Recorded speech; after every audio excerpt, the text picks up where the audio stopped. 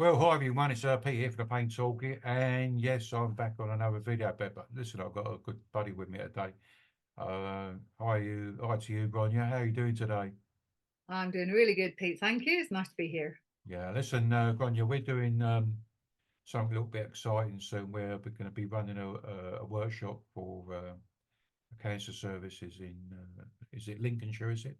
Am I? It is in Lincolnshire. Yeah, they're a fairly new service that started last year. They're supported and funded by Macmillan, and yeah, they are doing some great work in Lincolnshire with cancer patients. And there's some psychologists in the team and physios and OTs. So it's a really great multidisciplinary team there. Listen, let me, from my point of view, this is what we're doing is something that I was asked years ago to do. At the time I was working in the NHS on the expert patients program, and I got to know Professor Sam Amedzia up in. He's retired there, but he still does his bits and bobs, with research and stuff like that. He works in the oncology side of things, like for pain, and he knew about the expert patients program. He said, "Can you write some one for people who live with cancer?" And I said, "Well, I don't know." And then he explained to me about that the the treatment that people have is so aggressive, they go into remission, but then left with painful joints and etc. And that was, I mean, how many years ago? That's got to be 12 or so years, might be 15 years ago. But nothing, I really couldn't do anything about it. But then last year, something, I don't know, a little light bulb went on, and when I was adapting the newer type of pain toolkit, one with where we're focusing on the five key self-management skills, and so I actually adapted the pain toolkit, like one of the new toolkits for people who are so been in remission, but they're now experiencing in pain. And I mean, then I had a conversation with you. I mean, do you want to take it over from there? Like, I mean, tell me, tell the viewers and listeners, where we went from there. Well, it's a topic very close to both our hearts, I think. Having worked as I did in hospital-based and community pain services for nigh on 20 years, I'd started to notice that we in pain services were seeing more and more patients with this sort of long-term pain that had essentially come around largely as a side effect of the very necessary cancer treatment. So I was aware that that we were seeing a very specific subset of the population that had slightly different needs, perhaps than other chronic pain patients. And then there's our own personal experience. So I had breast cancer in 2009, and thankfully I've been free ever since.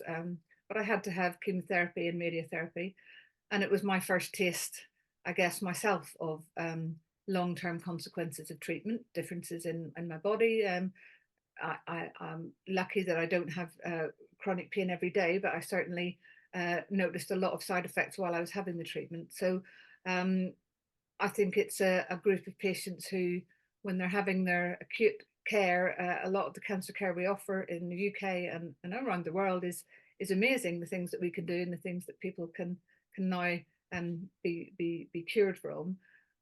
But I don't know that as yet we've fully explored the sort of longer term needs of those patients and living with those long term side effects and consequences. So I think we thought it would be a great idea to get out there and start talking to the teams, the oncology teams, and the brilliant clinicians, physios, psychologists, OTs, nurses and doctors who are working with those patients to sort of start the idea of self management and empowerment to do things yourself, and to be put in the driving seat, which is the fundamental philosophy of the pain toolkit, to get those patients in the driving seat much earlier on and help them feel a part of their and a sense of agency and control over their treatment and what's happening.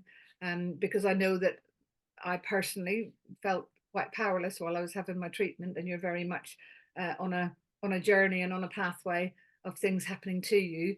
And if there'd been something like the pain toolkit out there to sort of give me some tips of things that I could do to help myself, it would have been brilliant.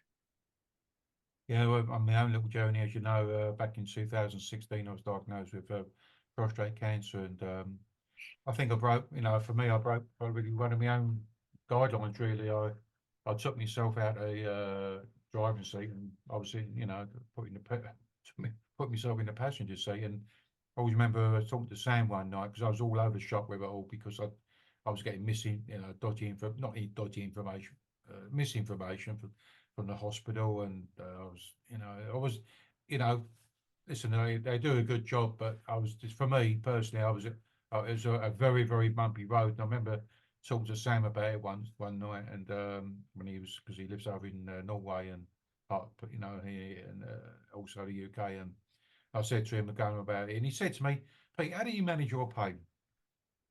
I said, "Well, you know how I manage it. I'm very proactive." He said, "Well, why are you being so passive?" And I said, "Sam, yeah, you're dead right, And then the next day, I put myself back in the driving seat, and but the treatment I'm having for it, I'll get weird pains all around me, bits and bobs and stuff like that. It gives you a bit of a bigger tummy, and I've got me moobs and whatnot. But they're the side effects that I have to live with, and I modify the exercise I do, etc. But I'm excited about doing this workshop because it's about. I mean, we call it.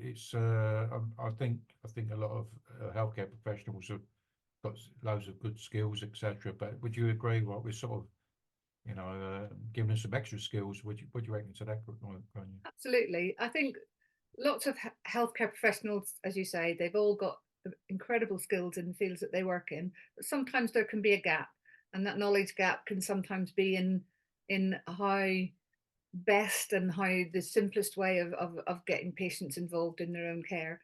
Mm. And so we're aiming to help bridge that knowledge gap and fill that and give them additional skills and resources that they can go to and can direct their patients to try and Mm. improve their quality of life and improve their journey and put them back in the driving seat, get out of that passive mindset where possible. And there'll be lots of individual circumstances for individual patients. That's why the clinicians are still really important.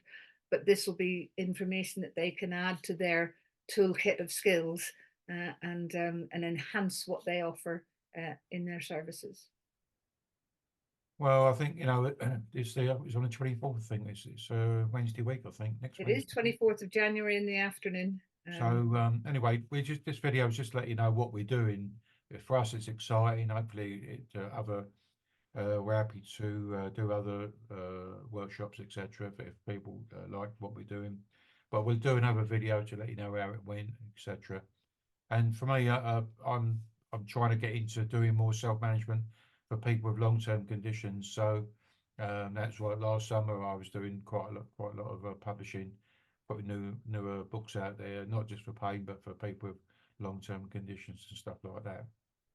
Anyway, Grainne, we'll catch up again, and look forward to doing a workshop with you. And listen, guys, thanks for watching, thanks for listening, and we'll see you. Well, we'll do another video after the 24th, let you know how it went.